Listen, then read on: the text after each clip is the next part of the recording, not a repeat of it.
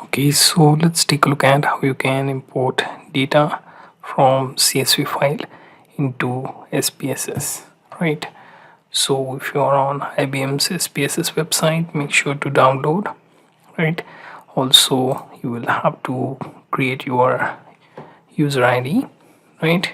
And in my case, I will just log in, right? Once you log in, okay, after you log in, you will find that you have this particular product under your account, right? In my IBM, you will find link to download this as well, right? Once you download, you will have to run the setup or installer and then open your SPSS application, right? It may take few seconds to load the data editor. Now once the splash screen comes in, you will have to log in here as well. Okay, as you can see, it will open the SPSS pop-up here, which shows your recent restore points. You can delete them or use them to work further, right? So I'm deleting this. You can also open existing sample files, right, which are basically .sav files, right? You will also find your subscription on the right, 29 days in my case, right? So we don't need this dialog box anymore. I will just close this. Now I will go to file, click open, right? I will just go there, click data, and here I will have to check for CSV file. So there doesn't seem to be any, so I will change the folder, right? So I will move to another folder where we have multiple set of files, right? So let's say if I want to work with this COVID-19 CSV file, I will just select that and then click OK, and in this case it will be open button. Make sure to keep Unicode UTF-8 encoding, right? It will read the data and it will ask you a bunch of questions before proceeding, right? First thing, it will ask you, does your text file match predefined format? So we'll take a look at that. It seems the data looks fragmented here, but it shows the numbers properly. So we'll try to fix few things before we can proceed, right?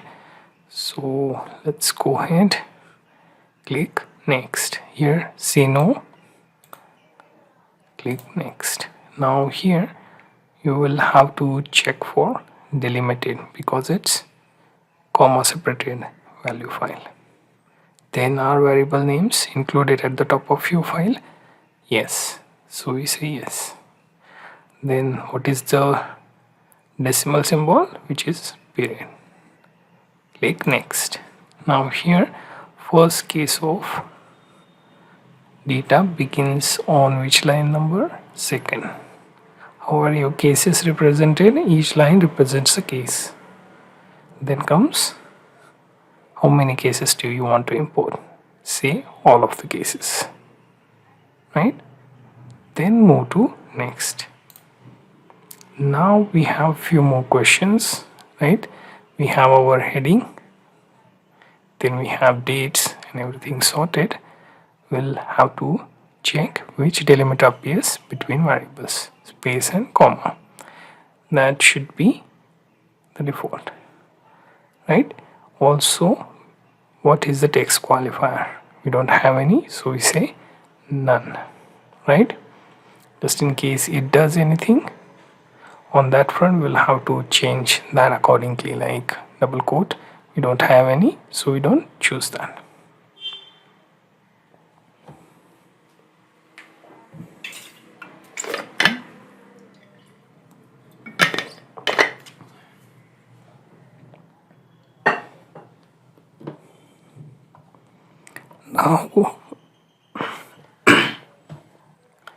Now go for next, right? Here we will have to choose what's the variable name, set it to date, right? Then original name, date, we will keep as is, right? We can change the data format here, date, time, right? So currently we don't want to mess with this existing data, we'll keep it as is. Percentage of values that determine automatic data format 95, keep it as is. Click next. Now comes another question. You have successfully defined the format of your text file. Would you like to save this for future use? You can say yes, save as, then go for, let's say, desktop, right? And say something like demo, right? And we will save this so that in near future we can open it. Would you like to paste the syntax? You can choose to say no, or you can say yes. Now we will say finish. Now it will open data editor and one more window, which is stat viewer. Now, okay, so this viewer is basically a log file. Log file represents what the actions have done on this particular file that we just imported, like what variables we have imported, their types, right? And if there are any substitutions done, we have that, right? We can close this, we can save this content or ignore, say no. Now comes to the CSV data that we just uploaded. In data view, you will find the data just like in spreadsheet format, right? As you can see, we didn't handle any null values or empty values, so they will be carried over, right? Also, you will notice that our columns are taken within this var columns perfectly, right? Now if you choose variable view, you will find what those columns were. Date, which is string, right? You can change this to a date if you want, right? And currently they are like year, month, date, so we'll keep them as is, year, month, date, right? So if we go to variable view, keep them as date, year, month, date. Click OK, right? Then save it. And here you will have to save this file on desktop, saying say demo.sav save. So you managed to take the data from CSV file, you imported this data to your SPSS data editor, changed their types, also managed to import the data correctly, and now you are ready to perform your SPSS operations. Now previously how I changed its data type by going to variable view, changing its type to date. I can also change few more things, like let's say year, month, day. I can change this to only 2-digit, right? Or change it to something like month, day and year. Often your data gets lost when you make certain changes, or it gets corrupt as well, right? So you'll have to watch out with these operations, right? Another thing, when you're doing import, make sure that your data doesn't have those null values, etc. Also, how you are dealing with decimals, that needs to be checked as well, right? So we will go to variable view, check what other specific data types we have. Say we have numeric here, we can change this to something else. So currently everything is reasonable, right? Then we also need to check whether we have any text data.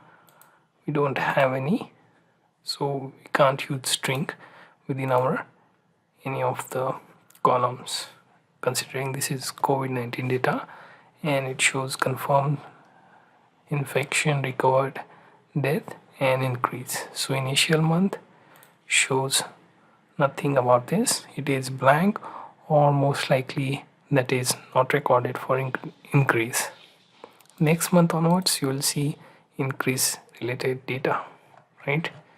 And you can also verify empty values if they exist also, right? So often it's better to clean the data before bringing it to SPSS data editor, right? So you can further analyze by going into say analyze and do your reports, right? Also you can use existing reports like summaries, right? Here you can choose date, then let's see dates, right? Then we can check stats, set the options, click OK, and we will have a stat viewer where we get a different summary based on the selected data. Here you can see it says date and dates and summary for that, right? So this is just an example for those who wanted to import data from, let's say, CSV file onto your SPSS data editor, right? Now where you can get such data, that is one more thing I would like to share. So basically you go to data hub or data set from GitHub.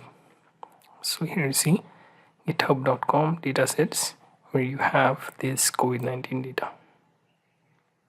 Go to data folder, choose the CSV file.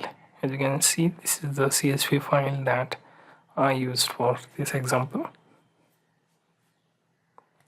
You can use this or simply get entire folder through get down or whatever this is, down get.